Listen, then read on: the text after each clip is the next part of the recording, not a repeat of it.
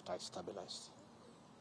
He did tell me that had I been late for another 20 minutes, we would be talking a different story today.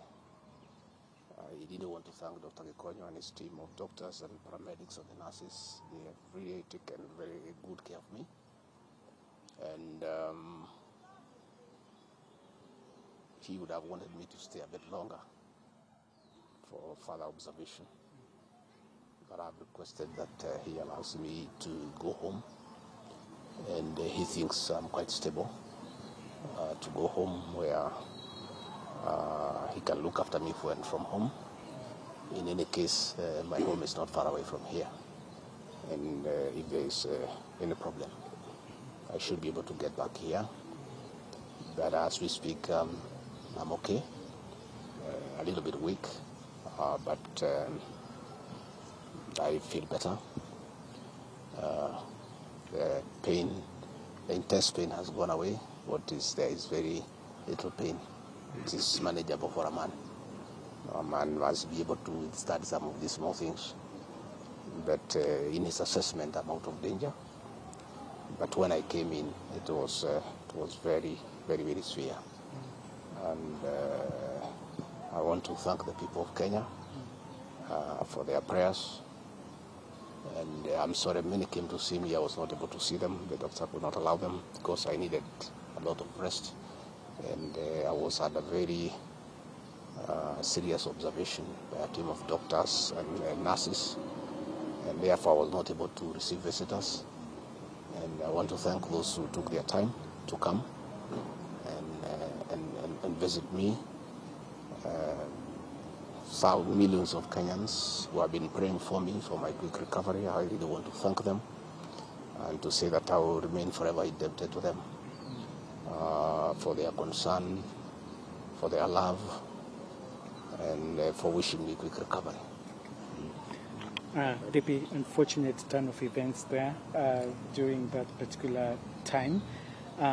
Even as you were receiving treatment, a lot was going on in terms of Senate proceedings, the outcome of that. There's also a very active, legal proceedings on the same, resuming on Tuesday. In the wake of all this, even as the doctor has recommended that, you have sufficient rest, at home. But maybe just tell us, will we be seeing you active? Will you respond to all these issues that are going? We're talking about a parliamentary outcome, also talking about a legal process which is so intense that has even involved a 3-judge bench. What will be your reaction towards all this? I think for now my life comes first, my health comes first. It's unfortunate that when I was here in hospital, my brother and friend, President William Ruto, ordered for the withdrawal of my security from the hospital here. I've been here alone without a single officer looking after me. He ordered the withdrawal of security guards in my rural home in Nyeri, in my private home here in Karen, and all officers who are close to me were disarmed and given a warning that they should not be anywhere near me. I didn't know President William Ruto can be that vicious. I'm shocked by how vicious a man I helped to be president, a man that I believed in, a man that I was persecuted when supporting him, could be so vicious against me when I'm literally fighting for my life in hospital. How cruel can a man be?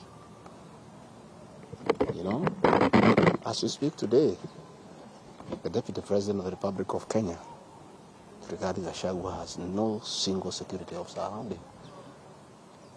He's alone. And I am aware that a judge seated in Kirogoya, another one seated in Milimani, gave conservatory orders staying the proceedings of the Senate, which effectively means I'm Deputy President. But the President, in total violation of the court orders, viciously with due security around me. Again,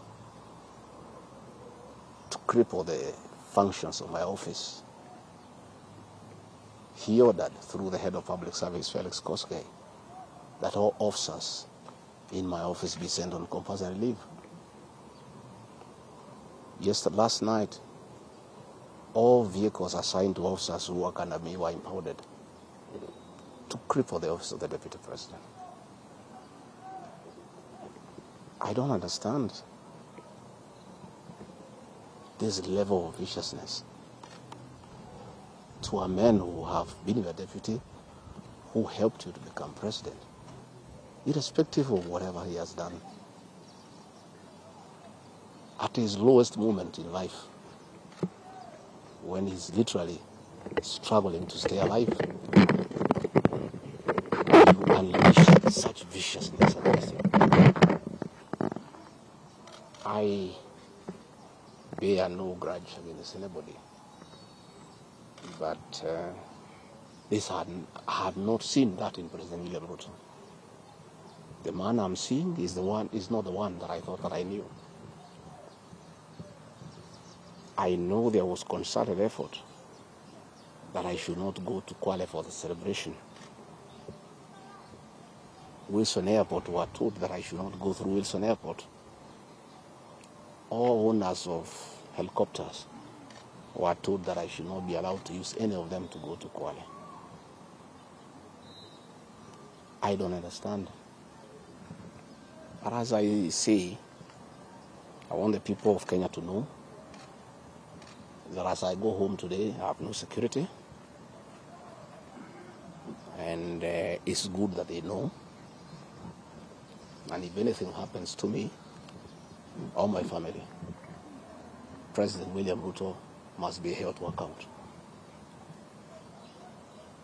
We've made many mistakes in life.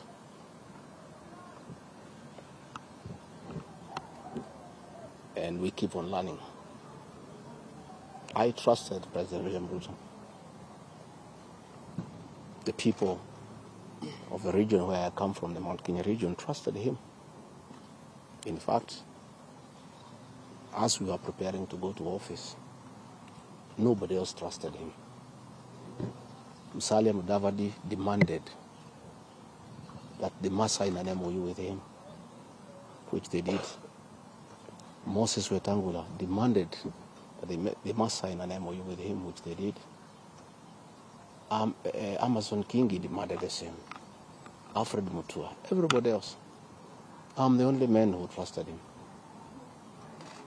Verbally, because we are Christians, we used to go to church together. And as a Christian, I believed a fellow Christian. But he would never betray me or my people. For the last 1 year, it's been very difficult for me. But I'm a very persevering man, very enduring. And what happened on Thursday is a culmination of continuous persecution and stress for a year. And when I look at it, probably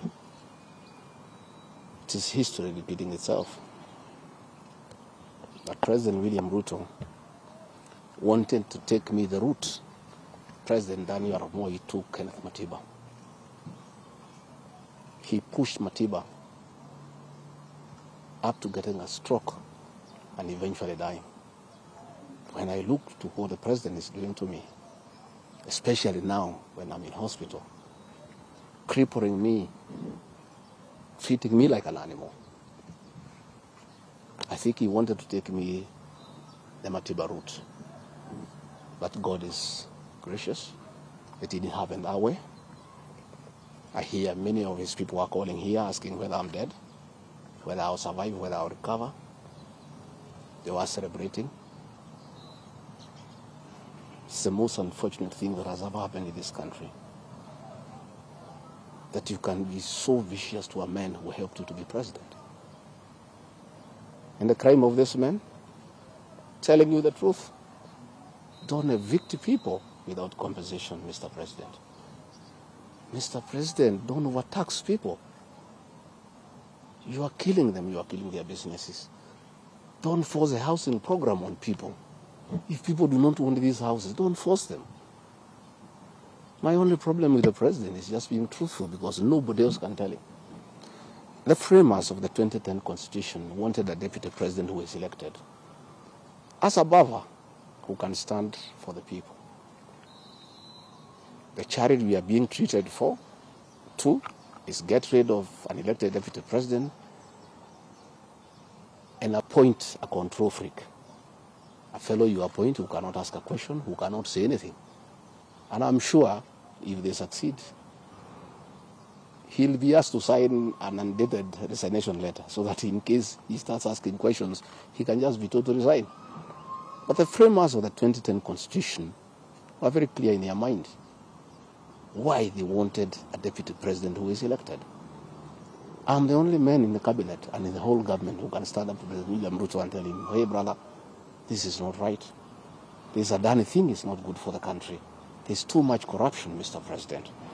This how thing is being forced down on the people of Kenya.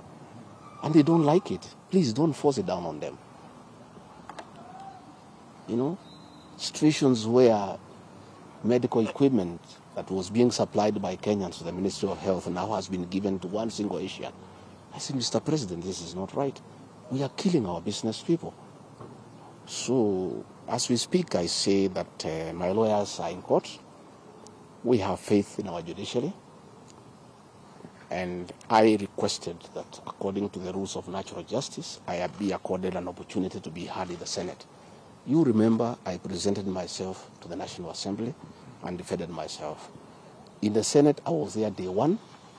And even when the Speaker asked me to sit down to listen to the charges, I decided to stand up to face my accusers.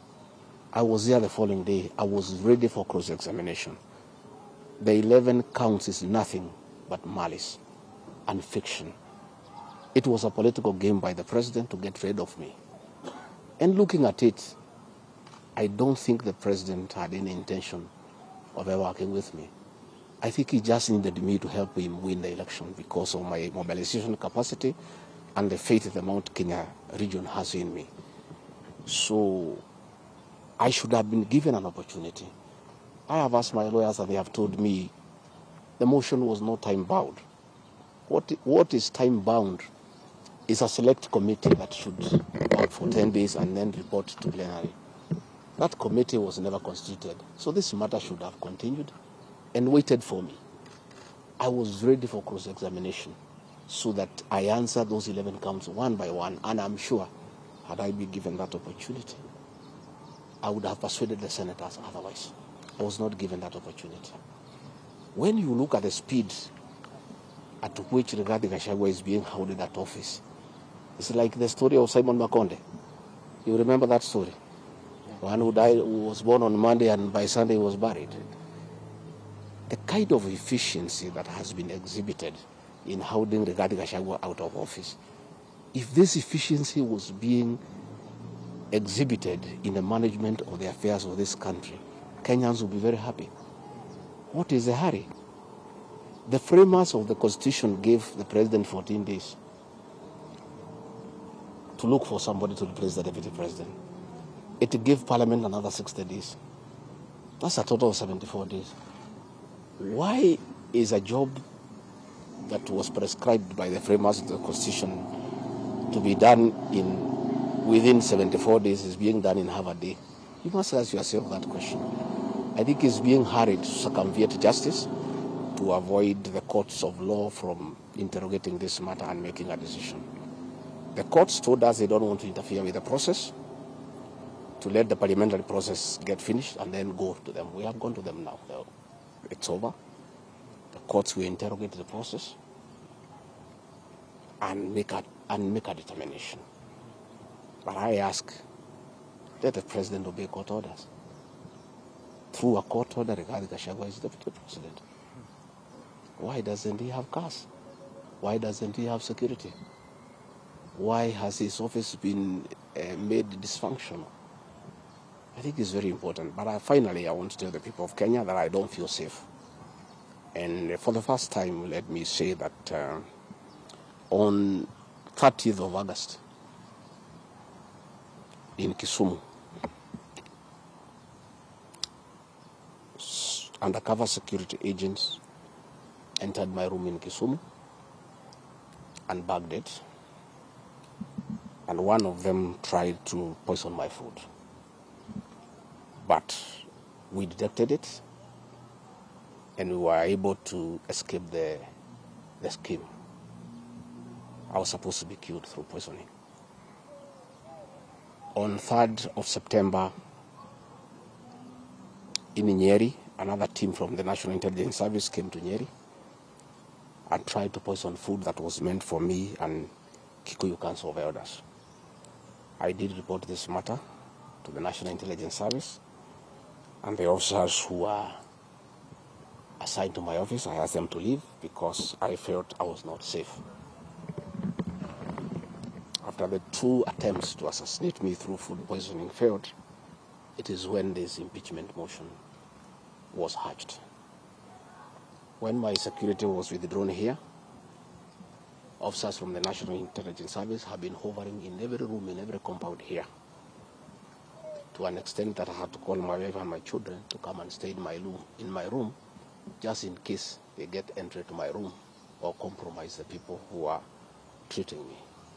So Rigathi Gachagua and his family feel very exposed because these people have tried to kill us before. They have now tried to get us out of office. So I asked President William Ruto, my brother, I helped you to be president. Leave me alone. Leave my children alone. Do whatever you want, but let me live. Let me look after my children. You can do whatever you want with the country, but allow me to live. Because I was there for you when you needed somebody to be there for you. When you were in trouble and you needed a man who could stand with you, I stood with you, with my family. You have paid us in kind by being so cruel and vicious against us. We are simple people. We are a very small family. Let us be. Do whatever you want, but please, Mr. President, I beg you, don't kill us. Don't kill my children. You have caused me enough pain for the last 1 year. Please, leave me alone. Let me be. God will take care of me. I don't have to have security. I don't have to have drivers. I don't have to have cars. Please allow me to have my peace, if nothing else. And remember, I was there for you when you needed a man to be there for you. Let the courts of law uphold and protect our Constitution. I ask the Chief Justice, Martha Koome, to live true to the fidelity of our Constitution, to make sure that this is a country of the rule of law, to allow the court process to take place and ensure that this process is not nugatory. There are orders asking that Rigathi Gachagua remain in office until this matter is heard and determined. Let it be. Thank you very much. Just a quick call, please. I don't want to see. What's wrong with you?